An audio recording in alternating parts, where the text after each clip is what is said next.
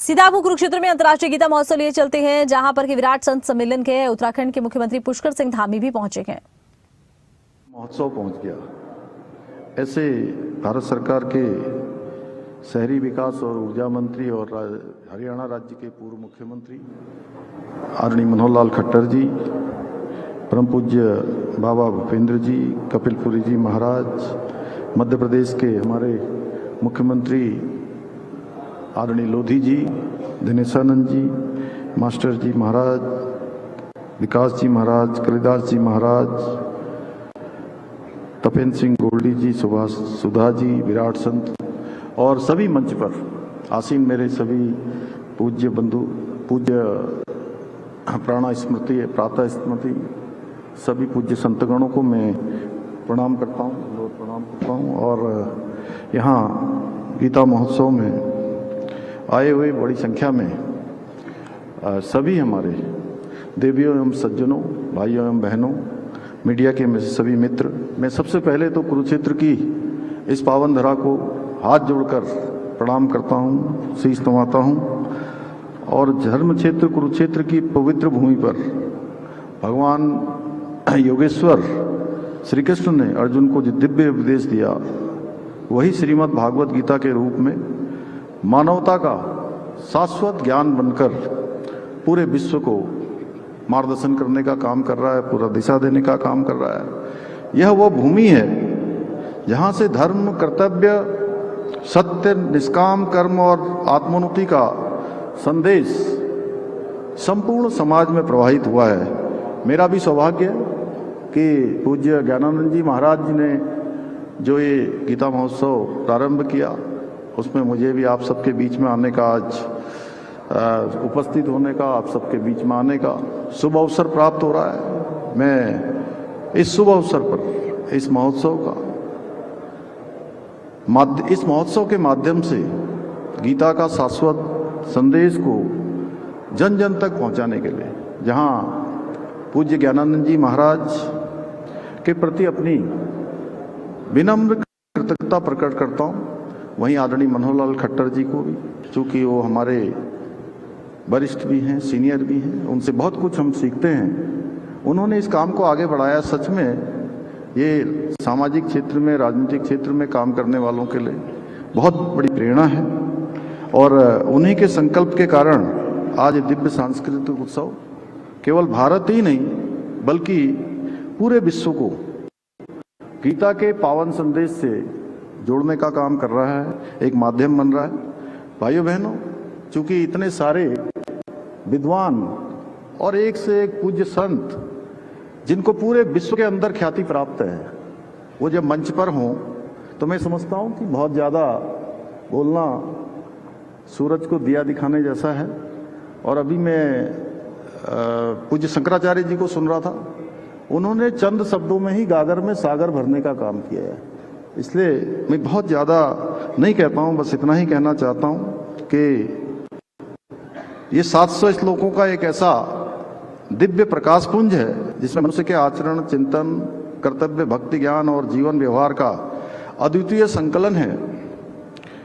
और एक ऐसा उदाहरण परमाणु बम बनाने वाले अमेरिकी वैज्ञानिक जे रॉबर्ट ओपेनहाइमर के द्वारा उनके एक जीवन के एक प्रसंग में मिलता है कि 1945 में जब वो परमाणु बम बना रहे थे, उसका परीक्षण कर रहे थे, तो ओपेनहाइमर अत्यंत व्याकुल और मानसिक रूप से बहुत दुविधा में फंस गए थे। लेकिन उस समय श्रीमद् भागवत गीता के श्लोक ने उन्हें मानसिक स्थिरता दी और उस दुविधा से बाहर निकालने में बहुत महत्वपूर्ण भूमिका निभाई। उन्होंने स्वयं कहा कि उस निर्णायक क्षण में जब उनका मन कई दुविधाओं में, द्वंद्वों में फंसा हुआ था, तो उनके मन में गीता का ये श्लोक गूंज उठा कि अब मैं मृत्यु बन गया हूं और संसार का संहारक बन गया हूं। महाभारत में ऐसे अनेकों उदाहरण मिलते हैं जो आज के समय में हमें संसार में हर एक व्यक्ति के जीवन में अलग अलग प्रकार की चुनौतियां होती है। जो व्यापार करता है, व्यापारी को अपनी चुनौतियां है, सामाजिक क्षेत्र में काम करने वाले की अपनी अलग चुनौतियां हैं, किसान की अपनी परेशानियां हैं। हर एक क्षेत्र में अलग अलग चुनौतियों का सामना करना पड़ता है, लेकिन हमें इस संसार में व्याप्त चुनौतियों को समझने, उनसे ऊपर उठने और सत्य के मार्ग पर चलने की प्रेरणा देती है। चाहे अर्जुन को कुछ समय के लिए भ्रमित और मोह में पड़ना हो, दुर्योधन के अहंकार का भाव हो, या भीष्म की प्रतिज्ञा हो, या फिर उस सूर्यपुत्र कर्ण की मित्रता हो, हर प्रसंग मनुष्य के चरित्र, कर्तव्य, निर्णय और आचरण का अद्भुत दर्पण है। इन्हीं प्रसंगों के बीच अभिमन्यु का साहस अद्वितीय अध्याय है, जो नई पीढ़ी के लिए अप्रतिम प्रेरणा का स्रोत है। गीता में मानव जीवन का अंतिम उपाय भी है। जब मनुष्य संकट में होता है तब गीता उसे समाधान देती है, जब मन में बेचैनी होती है तब गीता शांति देती है, जब रास्ता धुंधला हो जाता है, कोई मार्ग नहीं दिखाई देता है, तब गीता उनको दिशा देने का भी काम करती है। मैं भी बचपन से ही गीता का अनुकरण करता आया हूँ। पहले गीता के सार के कथनों के माध्यम से समझता था, परंतु उसके बाद मेरी ऐसी रुचि जागृत हुई कि आज मैं अपने प्रत्येक निर्णय में, प्रत्येक कर्म और जीवन के हर मोड़ पर गीता के उपदेशों को अपने मार्गदर्शक के रूप में देखता हूं। शायद इसलिए मेरी धर्मपत्नी का नाम भी गीता ही है।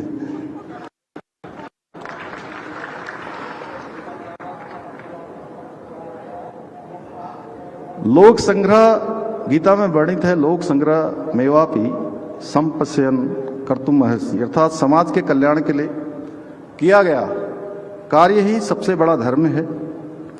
और ये संदेश सदैव प्रेरणा देता है कि व्यक्तिगत लाभ, स्वार्थ और अहंकार से ऊपर उठकर निष्काम भाव से काम करना, राष्ट्र और संपूर्ण मानवता के लिए काम करना, प्रत्येक जीवन की प्रत्येक कठिन और चुनौतीपूर्ण परिस्थिति के समय।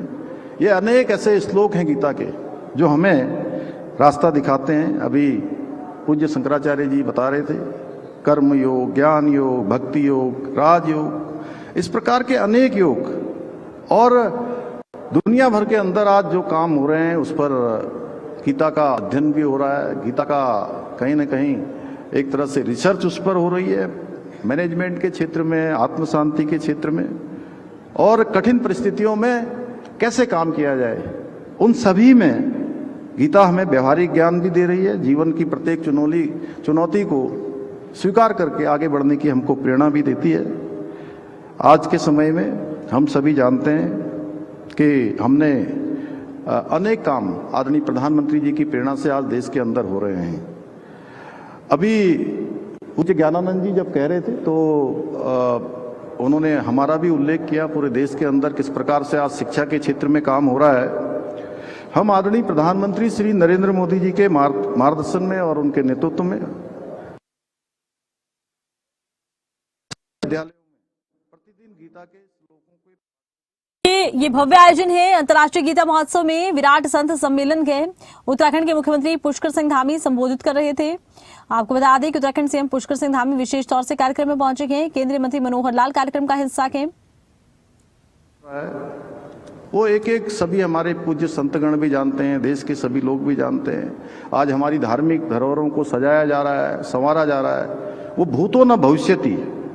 और देवभूमि उत्तराखंड में भी हमने अनेक काम आदरणीय प्रधानमंत्री जी की प्रेरणा से किए हैं। उसमें जो अभी लोकेश जी महाराज ने उसका उल्लेख किया कि उत्तराखंड पूरे देश का पहला ऐसा राज्य है देश की आज़ादी के बाद जहां रहने वाले सभी पंथों के लिए, सभी वर्गों के लिए, सभी समुदाय के लिए एक समान कानून, समान नागरिक संहिता का कानून लागू हो गया है। यह ऐतिहासिक कार्य इस वर्ष जनवरी से उत्तराखंड में लागू हो गया है। इसके साथ साथ केदारखंड और मानसखंड, जिनका उल्लेख संपूर्ण हमारे शास्त्रों में है, उनके सभी मंदिरों को सजाने का काम, संवारने का काम किया जा रहा है। वहीं हम श्री कृष्ण यमुना तीर्थ सर्किट के निर्माण की दिशा में भी काम कर रहे हैं, जिसमें यमुना जी के विभिन्न घाट बनाए जाएंगे। हरिद्वार ऋषिकेश कॉरिडोर के साथ साथ शारदा कॉरिडोर के निर्माण का कार्य भी किया जा रहा है। हमने संस्कृति, इतिहास और इसके दर्शन के लिए स्टडीज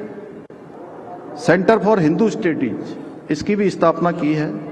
भाइयों बहनों, संपूर्ण उत्तराखंड भारत के नागरिकों के लिए आस्था, विश्वास और संस्कृति का पवित्र केंद्र है।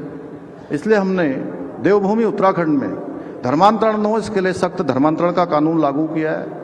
लैंड जिहाद, लव जिहाद और थूक जिहाद जैसी घृणित मानसिकताओं के खिलाफ कठोर कार्रवाई भी की है। सख्त दंगारोधी कानून बनाया है, जिससे कि अब दंगा करने वालों की, उनके हुए नुकसान की भरपाई, एक एक रुपए की पाई, एक एक भरपाई उन्हीं दंगाइयों से सुनिश्चित करने का प्रावधान किया है।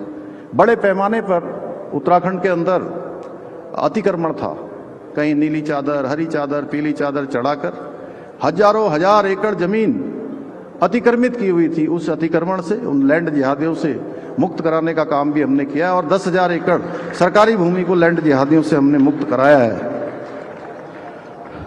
भाइयों बहनों, उत्तराखंड में पनप रही विभाजनकारी मानसिकताओं पर अंकुश लगाने के लिए हमने राज्य में मदरसा बोर्ड को भी समाप्त करने का निर्णय लिया है। 1 जुलाई 2026 के बाद राज्य के अंदर अब ऐसे मदरसे पूरी तरह से बंद हो जाएंगे जिनमें हमारे शिक्षा बोर्ड के द्वारा निर्धारित पाठ्यक्रम नहीं पढ़ाया जाएगा। हम देवभूमि में जिहादी मानसिकताओं को पनपाने वाले अलगाववादी केंद्र नहीं, बल्कि ज्ञान और संस्कार के मंदिर स्थापित करना चाहते हैं। इसलिए हमने 250 से भी अधिक अवैध रूप से चलने वाले मदरसों को भी बंद किया है। इतना ही नहीं, हम सनातन धर्म को बदनाम करने वाले ऐसे छद्म वेशधारियों के खिलाफ भी सख्त कार्रवाई ऑपरेशन कालनेमी के तहत कर रहे हैं, जिसमें हमने हजारों ऐसे पाखंडी और विधर्मियों को गिरफ्तार करने का भी काम किया है जो सनातन धर्म की गरिमा को ठेस पहुंचा रहे हैं।